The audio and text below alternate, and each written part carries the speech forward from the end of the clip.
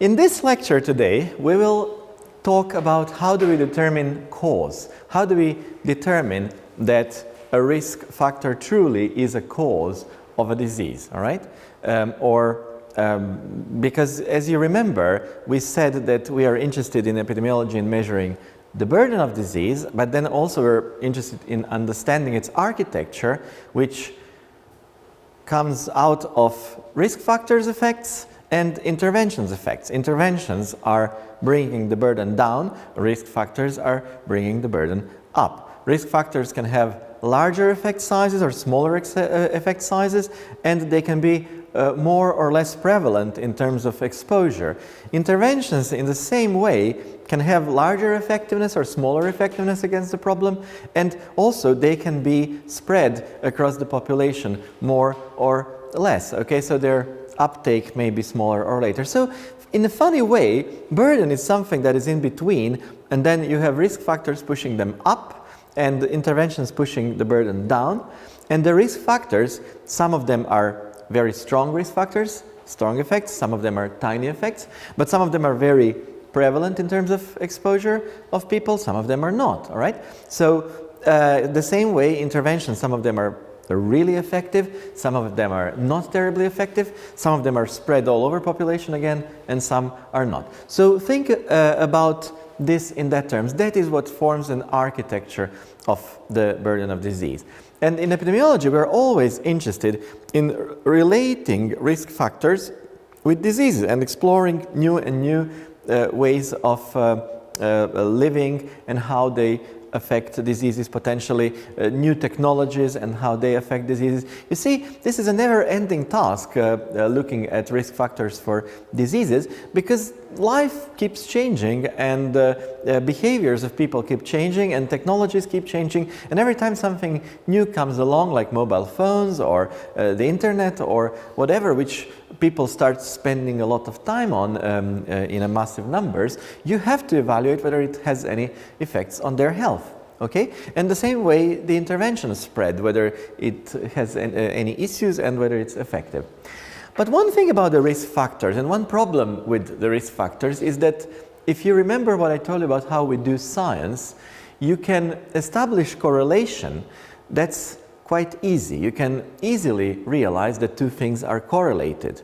But whether they're also causally correlated, that is very difficult, almost impossible practically to establish. It's easy to statistically over a certain period of time establish that two things co-occur, but whether they co-occur because one causes the other or the other causes the first one, or they are both correlated strongly to some third effect and there is a confounding, that is very difficult to say, you know. And the way we do science is just not tailored to be able to answer this question of causation.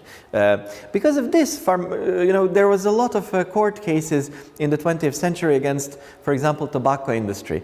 But tobacco industry kept selling cigarettes, although there was overwhelming evidence that cigarettes cause lung cancer, that cigarettes cause other types of cancers.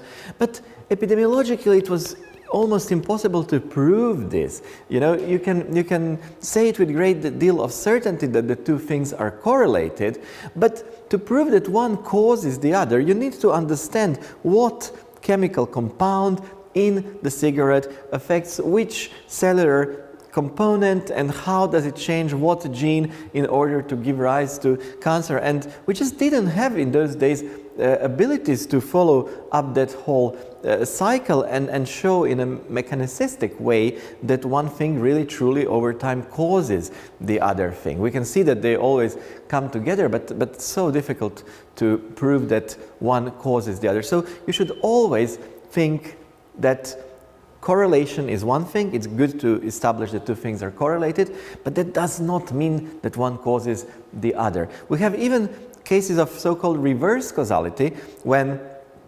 one thing causes the other thing, but then in response people completely change their behavior. So when you study this, it looks like those same people have less exposure to the cause than the rest of the population, and the reason being that they had to change their behavior. So it can be very misleading, all this.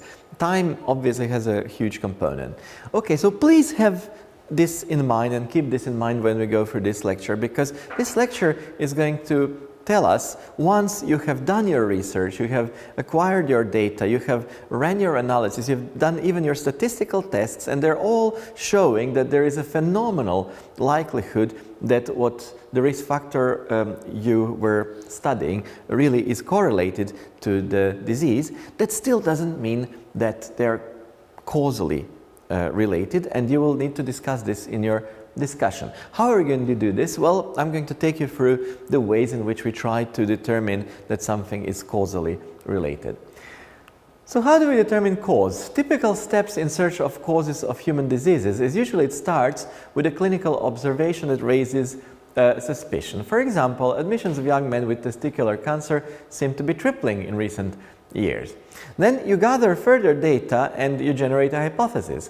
So you can firstly check with other colleagues in other hospitals, are they seeing the same thing? If they start saying yes, then you generate a hypothesis. Maybe they are carrying mobile phones in their pockets of their trousers, and maybe there is some problem there.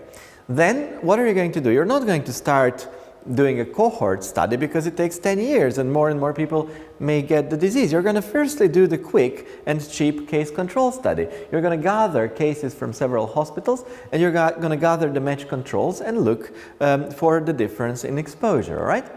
Then you're going to do the cohort studies to obtain more reliable evidence. You're only going to start with those that do carry mobile phones in their pockets and take the other group that don't carry this, and then you're going to go into the future and follow them up and see the difference in incidence of cancer. We said that that is much stronger design, especially if you can take only those who carry it, randomize them, and half of them stops doing it and the other half still does do it, then you can be quite sure that something is going on there, all right? And finally, this is the last step, the trial. So the cohort study would identify those exposed, and those exposed follow them, and finally a randomized trial would randomly remove exposure in exposed only and follow the outcome. You know, if you start with all of those who are exposed, randomly remove half of them from exposure, and you see that there is a difference, that is the strongest possible proof that that was also the cause, all right? Now, as I said, association does not imply causation, and you can have reverse causation. This is an example of strong linear association. This is how our brain likes to think about things. You know, you increase one thing, you will see the increase in other thing proportionally, right? The trouble is that in biology, very rarely we see anything even remotely similar to this, because of all the multi-causality and all the diversity and everything that's happening, we usually see something quite messy. So this is an example of what seems to be an association, but which is a weak linear association. But you know what? Add one dot here, and it looks like a complete mess, you know, no longer. So one more data point. You have 1, 2, 3, 4, 5, 6, 7, 8 data points. It looks like a weak linear association. You add one data point here or here, it looks like a complete mess, all right? So very easy to bring any logic of correlation down. This is what no evidence of association looks like. No matter what X is, Y seems to randomly be anything else. They don't seem to be influencing each other, those two things, all right? Now, this is an evidence, obviously, of weak inverse association, but add one dot here, and again, it's nothing. And this is an evidence of strong inverse association. So you may have association in biology where one thing goes up, the other thing goes down. And this is the problem. You don't know what kind of association to expect. In biology, we rarely have just plain linear things.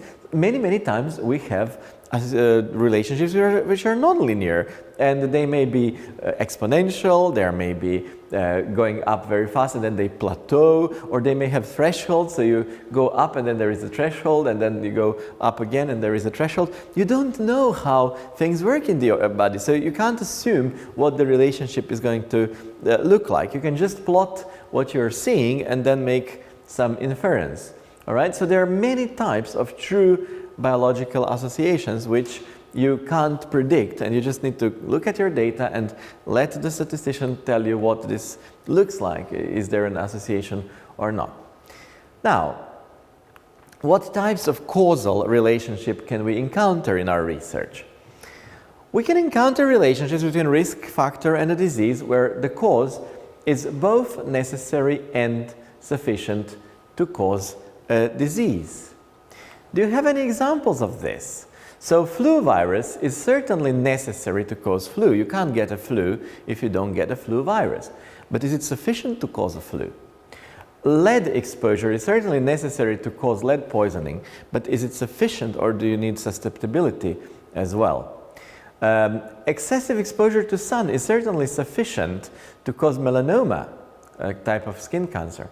But is it necessary? You can get melanoma for all sorts of other reasons. Whiskey is sufficient to cause alcoholism, but it's not necessary. You can get it from any other alcoholic drink.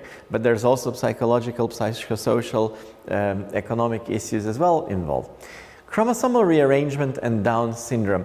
This is one of the very, very rare cases which I can think of where if you have a chromosomal rearrangement that is necessary to cause a Down syndrome and it's sufficient at the same time. So very rare are the cases where you have a cause that is both necessary to cause a disease, you cannot get the disease without the cause, and it's sufficient on its own to cause a disease. Very often all sorts of other factors are in the play, personal susceptibility, thresholds, all other mediators or facilitators, and they then blur the picture. If it was necessary and sufficient, then you have very simple graph. Yes, no. Disease present, disease absent. There is nothing in between, perfect correlation. But even many times we see people with in Mendelian diseases, in monogenic genetic diseases, we see people who have the mutation and they should have the disease, but they don't have it. And others with the same mutation have it. So there must be a range of modifiers of this along the lines, which also operate. It tells us that this is not, so it's a necessary cause, but it's not a sufficient cause. And maybe it's not necessary. Maybe it's some other mutation somewhere else in the genome that affects the same pathway, because there are pathways and there are genes influencing those pathways. And there are many genes because there is a lot of redundancy in the body to make it more robust. So if one thing doesn't work, then there is other thing that takes over and compensates. So because of this, your results of your studies are never going to be like these straight lines and zeros and ones. That's very, very rare. You're always going to see a messy picture and then try to make sense of it, all right? Cause, can it be necessary but not sufficient? So flu virus, we said necessary to cause flu but not sufficient. BCG is necessary to cause tuberculosis but not sufficient. Cause is sufficient. These are examples of necessary but not sufficient, insufficient causes. So if you have Mycobacterium tuberculosis, then you don't have to get tuberculosis. You're going to get infected, but many people are infected. Billions of people are infected, but not billions of people have tuberculosis. Obviously, there's all sorts of other things that need to happen for it to become active, right? Flu, the same thing. Someone can be coughing, but you don't necessarily get the flu, but you can't get it without those two agents.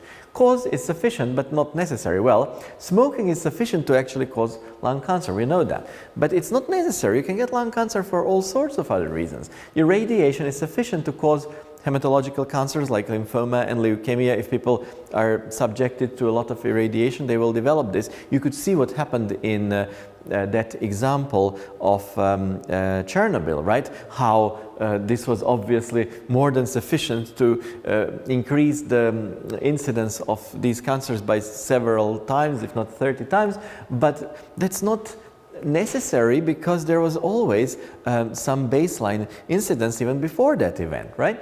Okay, so most causes, to make things very complicated, most causes are actually going to be neither sufficient nor necessary. That doesn't mean that they can't cause disease. It just means that they require all sorts of other things to be happening in order to cause the disease and push you from health to disease. So the problem with epidemiology is that we're studying causes that can be very different. It's easy when the cause is necessary and sufficient, like in Down syndrome, then we're going to find the cause very easily.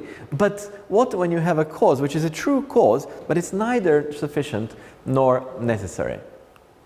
So how can we then prove that this is really the cause? Because we're going to get very messy picture. Whatever we study, we're going to get messy picture. And how do we prove that this is really a cause?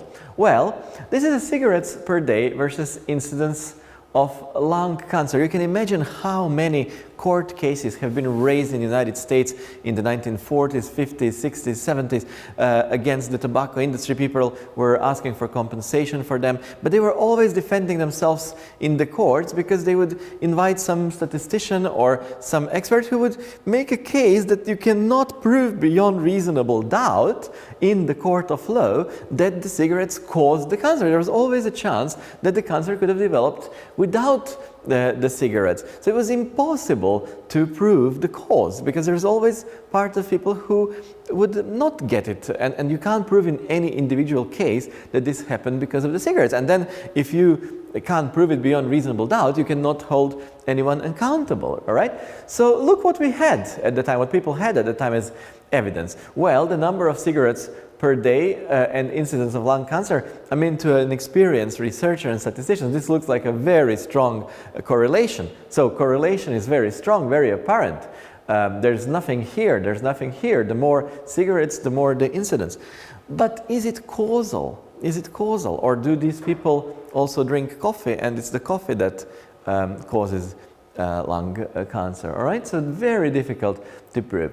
And based on this, in 1965, realizing this massive problem, Bradford Hill started developing his criteria of causal inference. So what kind of reasoning, logical reasoning, can you use to infer that something must be causal beyond reasonable doubt? All right?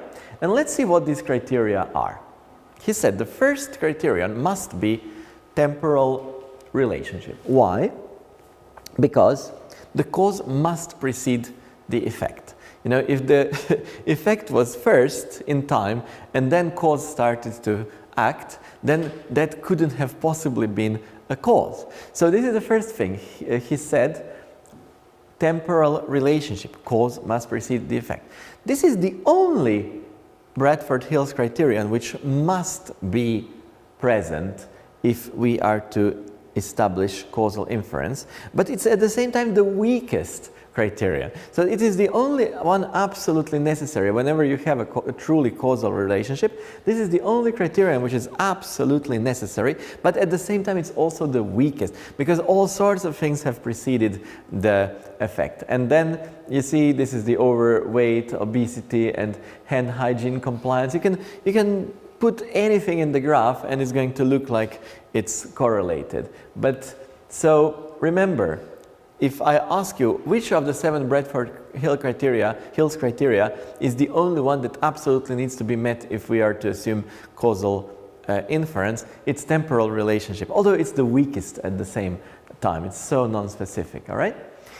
Now, the second one is the strength of association. That one is really good one to have. Look, maternal age, a child with Down syndrome, remember this, how the relative risks go up. So the strength of the association is captured with a risk measure called relative risk, which we have studied already, all right? So relative risk is measuring the strength of association, the size of the effect, okay? So when the effect size which is captured by relative risk or odds ratio becomes quite large, like more than 3 times, causal relationship becomes increasingly likely. Why? Because the body is so complicated, it has so many compensation mechanisms, there are so many effects playing that the pictures are always blurred. So when you get a truly large effect size, that's very unusual because of all these compensatory mechanisms. And that usually infers that there must be a causal relationship. So most true causes are actually only having effect sizes of 1.2 to 2.0. So most effect sizes for risk factors that are being explored, you're going to see it to be in the range between 1.2 and 2.0, simply because no matter what effect on the organism anything has, the body will always find ways to compensate it somehow, and then the effect is not going to be that strong as you would expect. And then depend on the ability of body to compensate, you will obviously have a reduced risk, all right? Now, the third one is dose-response relationship. This is a very useful one to have to infer cause. So, increase in exposure leads to increase in disease. But you have to be cautious because confounding is still possible and thresholds for disease are still possible too. So what does all this mean? You can see here the mortality of naval Korean War veterans in the United States according to their radar exposure. So they were looking at very, very large numbers, 19,000, 16,000, 3,000 with low exposure, intermediate and high exposure. And they looked at the total death rates, you know, exposure, development of disease, so morbidity, specifically for cancers, and then specifically for lymphoreticular cancer types, all right? So, so look how you can see that these people with low exposure had 1.03, then 116, but 306. So in each of these categories, the first and the second group seems quite similar to each other, but the high exposure group seems to be very exposed. So when you have the dose-response relationship between the you know, some effect and the risk factor and the effect, that's always a good indicator that there must be a causal relationship causing it. But as I said, be careful because it could also imply some sort of confounding which is happening in the background, and also that you can have this picture blurred because you may need a threshold for disease. So for example, in this case, you can see that low and intermediate exposure don't really seem to have much effect, only when you get the high exposure. So you may not see the linear growth, stepwise growth, which you would want to see. You may see nothing, nothing, nothing, nothing, and then suddenly a very high effect. So that would not be the dose response. That would just be kind of like the threshold style effect, okay? Right, now replication of the findings is extremely important in science, extremely important. So many associations were not believed at first. Like Barker's hypothesis is a really good example. Sadly, he died in recent years. I've actually met him and known him, had an opportunity to talk to him about this. So he thought that prenatal and intrauterine causes, so anything that happens to you in utero can then have an effect on a very late onset diseases. And actually it makes sense because when you think about it, whether you are, when you are growing up in the womb, whether you're getting a lot of energy and support and nutrients to build your cartilages or to build your bones or to build your various organs, of course, over time you will wear out your capacity, mutations will start to accumulate, and then the first things that are going to start showing and displaying symptoms are your weak spots, and your weak spots may have been developed already in utero during your early development, and each one of us have our own weak spots from that period,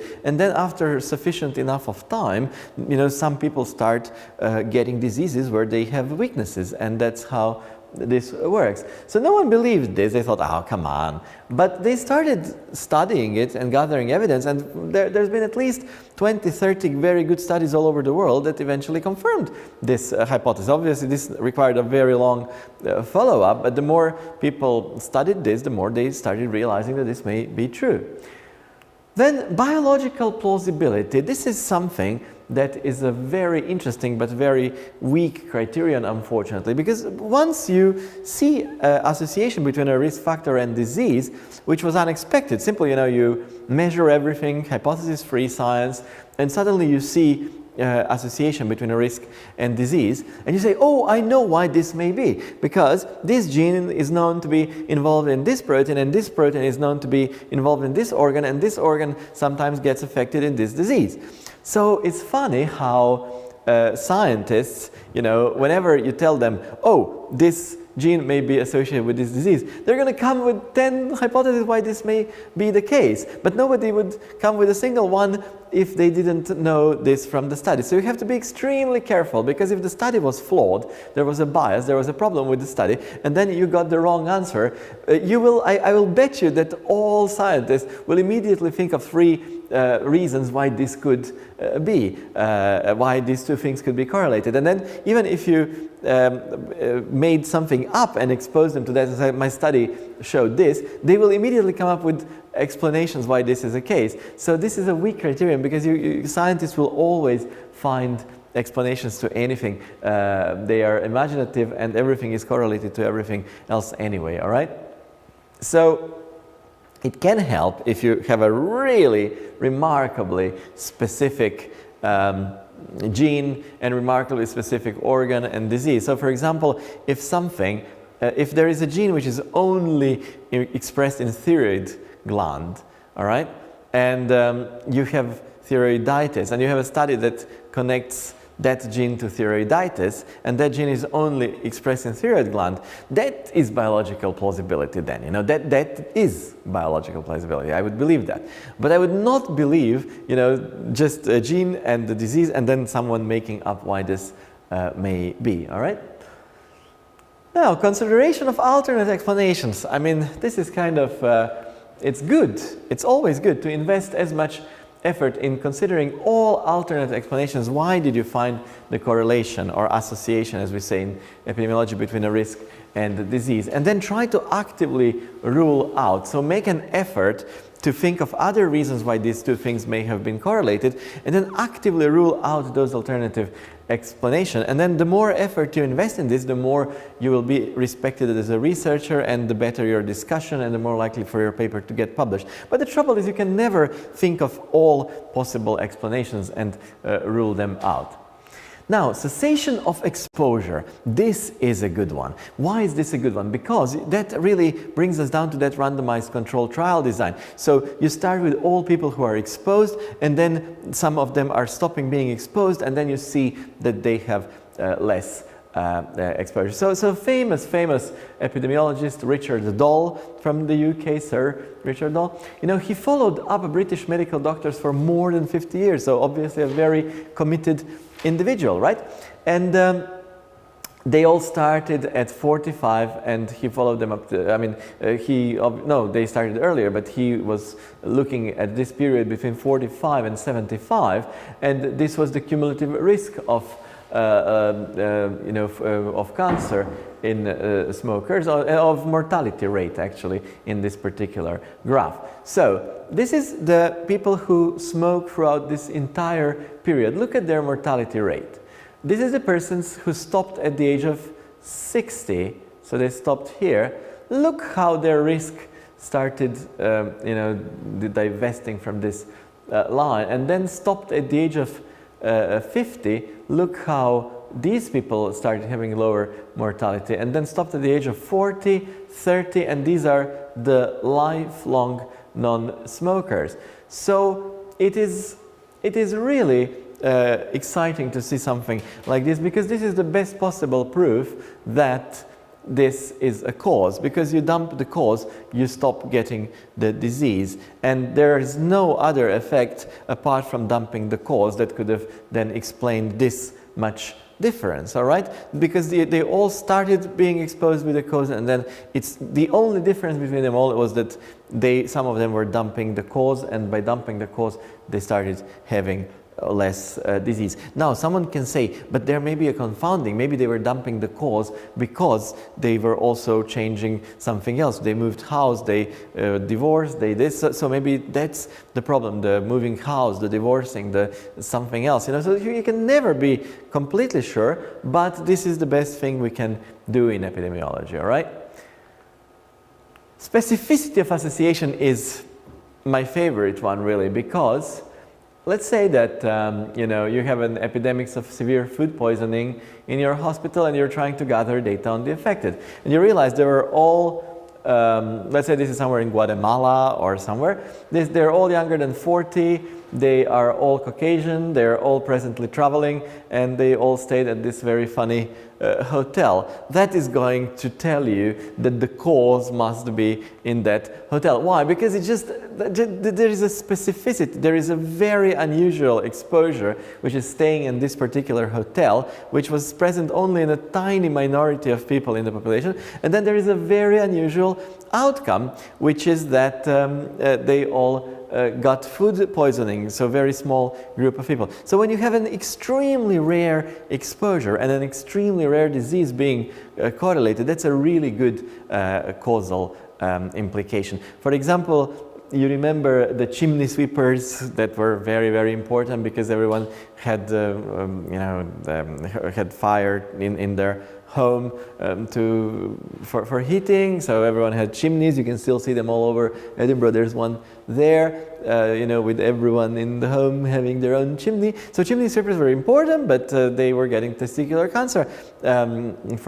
So that was a very bizarre association in that kind of unusual occupation and that kind of unusual cancer. So that's a specificity of association, very unusual, two things being correlated. That's always a good sign that there is a cause there. And then finally, consistency of findings. That is the last criterion, and that is the criterion. So that is the most important one. So if you are asked in the test or in the exam, what is the most important criterion for causal inference, and how do we move from lack of knowledge to knowledge? It is through consistency of many observations. So to make an eventual ruling on causality of associations, we have to look at all the observed data and findings and looking whether they all fit together in a coherent story, and if any examples where they don't fit can be somehow explained, and only over a longer period of time through accumulation of evidence from many groups who were doing the same research in many different places under many different conditions, using many different study designs, many sample sizes, many approaches, and it's always getting the same answer. Only then can you establish or conclude or make a decision that this is a causal relationship. Because as long as you don't have this accumulate, never ever trust a single study. So thinking about the importance of different criteria, temporal relationship is the only one absolutely required, because sometimes something really is causal and there are no consistency in findings because of some reason that is difficult to understand. So temporal relationship is the only one absolutely required, but it's at the same time the weakest of them all. Excluding alternative explanations or biological plausibility, we said that that's very nice, but history proved them both to be very, very weak. Dose-response relationship, strengths of association, so relative risk, and replication of findings usually do indicate causal relationship, but you always still need to remain cautious about the confounding effects, all right? And specificity and cessation of exposure, they are very strong and very indicative of cause-effect relationship. So this is the weakest, the only one really important, but the weakest. This is a little bit better, but very, very weak still. This is good, this is better. This is fantastic if you can have something like this, but eventually the ruling is only based on consistency of everything that you have studied. That's the ultimate criterion, but unfortunately it takes a lot of time for the evidence to gather. So, if I ask you among the following criteria for causal inference, choose the one which is most helpful in determining the size of the effect of a suspected risk factor on a disease. That is clearly going to be the strength of association, right? Okay, agree? Okay, so the size of the effect, strength of association, relative risk measures, all right? Or among the following criteria for causal inference, choose the only criterion which always has to be satisfied, the only criterion which always has to be satisfied when there is a true cause-effect relationship between a risk factor and the disease. So clearly that's a correct time sequence. It's not the any of these other ones, because sometimes there is a true relationship but you cannot establish that there is a big strength. There's some true causal relationship with a tiny strength of association, some tiny effects but still true effects, all right? And among the following criteria for causal inference, choose the one which is most helpful in making a definite judgment on cause-effect relationship between a suspected risk factor and a disease. This is clearly consistency of association, all right? So once you accumulate enough evidence. Now, what is all this? I'll tell you. These are some creatures living deep in the sea, all right? So, or the oceans. So my first mentor, a very old, very nice Professor Cvjetanovic, he was leading the infectious disease cluster in World Health Organization in Geneva, and through some of the most successful period of vaccinating the world. He was a wonderful, wonderful person and my mentor, and he was probably 50 years older than I was. He retired long before I even started, but we met and he was very keen to give me some good advice in choosing my career. I really, really liked the man. So he taught me all I needed to know about science and epidemiology through one simple story. He said that somewhere we were sitting next to the Geneva lake and having lunch, and he said, you know, let's say that somewhere deep down at the bottom of the Geneva lake there is a bunch of creatures, and they were only living at the bottom, rock bottom, in the darkness, and never thought of anything more than that. And then there was one creature that one day decided to swim upwards rather than just crawl down the bottom. So they swam upwards all the way to the top and got out and realized that there is a blue sky and the sun is shining, and this was incredible because they knew nothing apart from darkness. And they were like, wow. So they went down and told this to everyone, and no one believed them because no one's seen anything, such a thing before. No one's heard of it either. So, but this kind of got one other creature interested enough to swim upwards themselves and check. And it was night and it was starry, so they were like, oh my goodness, look at these dots all over, and look at this big shiny dot, and this is beautiful. What in the world is this?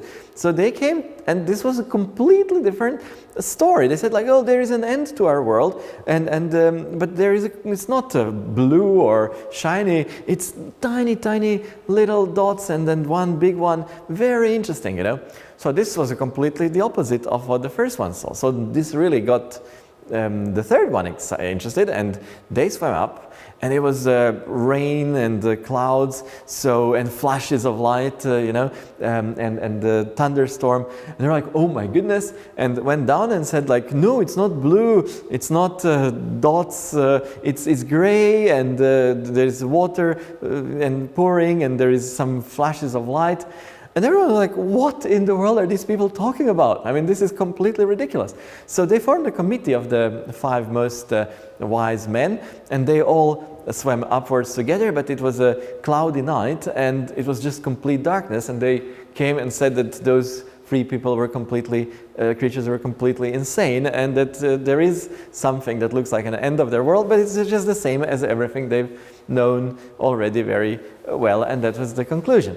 So basically this story tells you everything you need to know about science. We have no idea what we are investigating. We can't have any anticipation for how complicated it will be or how. So we need to be sending many creatures up there all the time, getting a lot of information before we can get an understanding that there is a picture of changes, that there is a, and some regularity in it, there is some irregularity. We need lots of information before we can make a definite decision. So never make your decision based on one single study and one single observation, because they don't necessarily need to be cheating or be wrong. They may have seen that there for some reason, and for some other reason which we don't yet understand, somebody else is going to see something completely different, yet they may still both be right. It's just that we don't understand enough to understand what's going on, all right? So be open-minded. And this is why we need to take all the evidence into account, all the observations. This is why we should also publish negative results. The problem with scientific publishing is that it only publishes positive results. No, we should publish all the results so that we can get the full picture, because otherwise you have a phenomenal bias towards positive results, whereas all the negative ones are hidden. So with that story, I think we conclude today's lecture. Thank you very much.